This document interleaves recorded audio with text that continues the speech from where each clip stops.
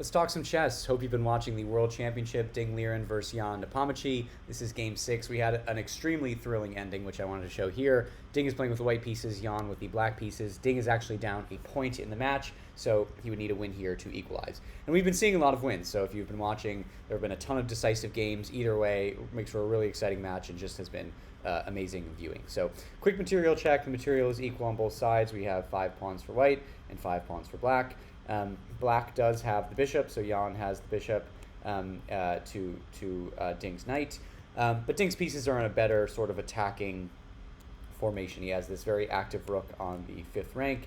He has the queen, eyeing this g6 square, the knight ready to join in with the attack. So this position is better for white. What black does have, and what Ding has to be careful about, is this passed a pawn, which has a rook behind it on a8, and is ready to march home to a1 and promote to a queen. So it is Jan's move, and he does indeed decide to push his pawn. He moves it to a5, and Ding responds by getting a material advantage, creating another passed pawn of his own, so he has 2 passed pawns if it comes to that, with knight takes on c4. And now this also comes with an attack on Jan's passed pawn. So now it's attacked twice, and Jan gets out of harm's way by playing a4. This also now defends it twice with the rook and the bishop. And now Ding brings his knight to e3. We're going to see a lot of movement from this knight, but before it can attack, it has to retreat. It orients by getting on e3 in its own base camp before heading on to greener pastures and attacking black's king. It also comes with an attack on the bishop on c2, so Jan wisely retreats the bishop to c1 to get out of harm's way. You want to have this bishop guarding this crucial diagonal where Ding can really attack Jan's king. So here, Ding has a really nice rook lift. It connects the queen and the rook, and it also applies an immediate threat of checkmate in 1 on g7. Obviously, if queen takes g7 would be checkmate. So Jan has to defend this, and he decides to defend it really in the only natural way. I think the only way, rook to g8. And now this pawn is defended, and it's okay. But Ding decides to add some more pressure with his knight to d5. So nice little knight maneuver from d6 to c4 to e3, and now back to d5 for that knight. And now Jan moves his king to h8. If you just continue to push your pawn, then you would get this knight takes on f6 check, and this is disastrous for black. You can't take back with the pawn because it's pinned by the rook, and this is, all sorts of bad things are going to happen here. So Jan moves his king out of harm's way instead of pushing the pawn further. But this allows Ding to get his rook in behind the passed pawn, so he puts the rook on a7, and so Jan continues to push the pawn, and by pushing it, defends it. It's now defended by the queen here on a3. And now this is it was a very good passed pawn. It's now even a better passed pawn, 2 moves away from promotion, so you certainly have to be careful here as white.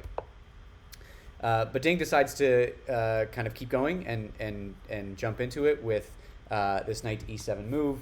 Obviously, this is now a very threatening knight. You have this g6 check, but you're also attacking the bishop or the rook on g8, and you can't let this rook fall because it's defending the g7 pawn. So instead, Jan just moves his rook to f8 here out of harm's way. And now is where Ding made his kind of crazy move that made the whole world, just shocked the world essentially with this move. So take a second and see if you can find Ding's move here.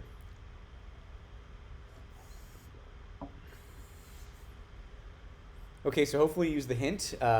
It's a very natural looking move to play knight to g6. This obviously forks the rook and the king, so probably Jan would take here with the bishop. That's a very natural looking move, and I think a move we would all play, and it's a fine move. It is winning, and the computer says it's okay, but Ding played the really sneaky d5, and this is a weird looking move. It doesn't look like it achieves anything, but the idea behind it, and remember this, is that Ding really wanted to cut off the c6 square. Doesn't seem like it matters now, but it will matter when the attack fully comes to fruition. Jan says, okay, another move to breathe. I'm going to continue to push my pawn. That's going to go to a2, protected now by the bishop, and now just 1 move away from promotion. So he's sort of pinning the rook, essentially. He's pinning Ding's rook to a7, because if the rook moves away, then a queen comes into the game, and that's obviously not very good for white. But here, Ding brings his queen to c7. And now it's funny because Ding has totally abandoned any defense of his king, but that's okay because the king is very safe. The queen can't come to f4 with check because the white queen obviously defends it, and there's really no way of getting at this surprisingly safe king. So, there's obviously a couple threats here. If the knight moves, you're going to get this discovered battery, which we'll see a version of that sort of happens. Jan doesn't want that check to come with tempo, so he moves his king back to h7, trying really difficultly to get it. Really difficultly, that's not a word. Trying really hard to try to get the king out of harm's way and get it on this diagonal with the bishop again. And here Ding plays knight to g6 anyways, and again this has a discovered battery. It's like you're on the beach with a metal detector. A discovered battery with the rook and the queen on g7. This obviously would lead to checkmate. So Jan is essentially here forced to put his rook back on g8. But now take another second and pause the game and see if you can find the winning move here for Ding. After this move, Jan resigned the game, and equalized the World Chess Championship. So see if you can find the winning move here while I give you a second.